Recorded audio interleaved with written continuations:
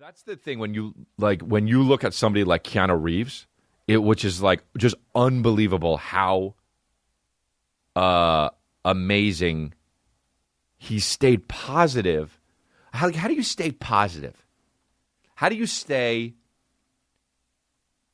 Like, we don't know much about Keanu Reeves, but we know every time you hear about Keanu Reeves, it's of him doing the nicest thing. Like, people will be like, yeah, my dog, Keanu Reeves fucking literally jumped in front of a moving train to save my dog. Or Keanu Reeves, yeah, dude, I was talking to Keanu Reeves and I mentioned I mentioned I need like some fucking a blood transfusion, and he straight up drove me to the hospital and he gave me some blood.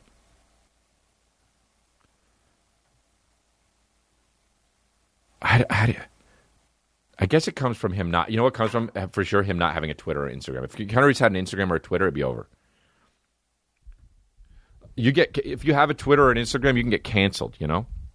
But if you don't, you kind of can't. I mean, you can, but not really, though. Because Sean Connery doesn't have the shit. And remember all the shit he said? And people were tweeting about that shit, but he doesn't have a Twitter. I feel like if you don't have a Twitter or an Instagram, people think they can't, like, write to you. So they're like, oh, he's not going to see it. I think they do it when they're like, this mother... Because remember what Sean Connery said about, like, you should slap women? And then he doubled down on it. He was having an interview, and they were like, so you said you should slap women? And he's like, yes, I think that you should. And he's like, well, I don't like that very much. He's like, well, sometimes they're acting up. Worst fucking impression ever. But like and then like people were like, we got to cancel him. And then it came out on Twitter a little bit, but then he doesn't have a Twitter, so people were like, fuck it. Well, he's not gonna. He's old. He's old. I got to get rid of all my shit. That's the thing.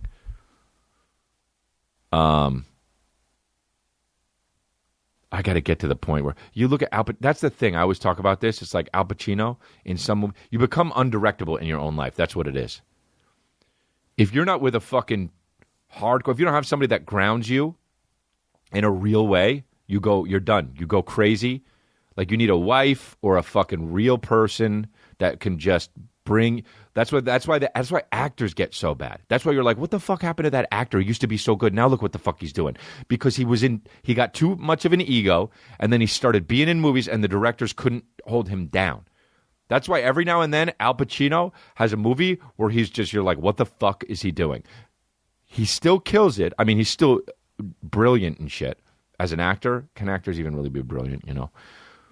But Al Pacino, every now and then, you're like, oh, he's too Al Pacino, because you can't direct that motherfucker unless you're a fucking really good director.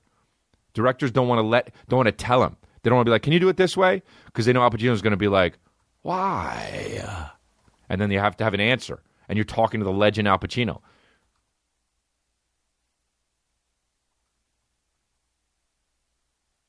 De Niro, these guys. Walken is a great example. Really, really good. But if you're fucking not directing him, he would just be like, wow, wow. And then you'd be like, okay.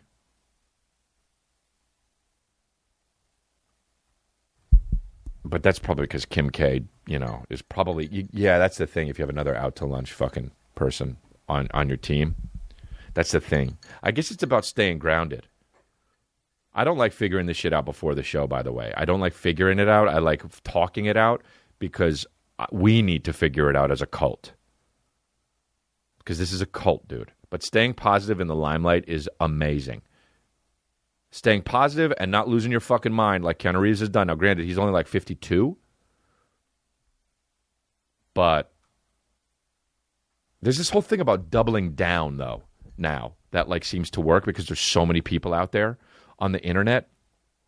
Like Trump and everybody just doubles the fuck down. Look at Jussie Smollett. Any other time in history, fucking even 10 years ago, he would have been like, yeah, fucked up. But he knows there's enough people out there because he sees them on the internet that he's like, nah, I really got fucking jumped. Even though he orchestrated the whole goddamn thing, and it was dumb, we know that he fucking made it up. There's still conspiracy theorists out there. There's enough of them. There's hundreds of thousands of motherfuckers that do this, that think this. And he's just sitting there, nah, He knows he's lying, but he's like, nah, didn't happen. I got mugged and jumped. And because of that, people, like even real people, like Anthony Anderson and shit will be like, yeah, dude, I believe him. Huh? I got quests. Huh? My thing is, what about the so much evidence? It has to be now, though, because it doesn't last. Like, everyone knows OJ didn't do it. I mean, everyone knows OJ did it. Sorry. So it has to be now. If some shit goes down now, there's enough people to be on your fucking team because there's too many people in the world.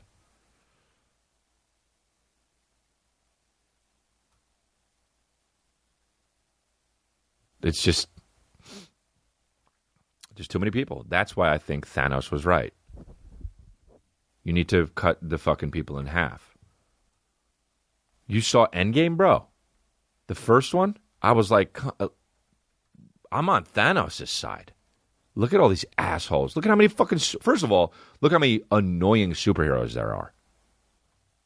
The half of those got to go. And then some people don't have superpowers, and they're just... their mouths to feed. They got to go, dude.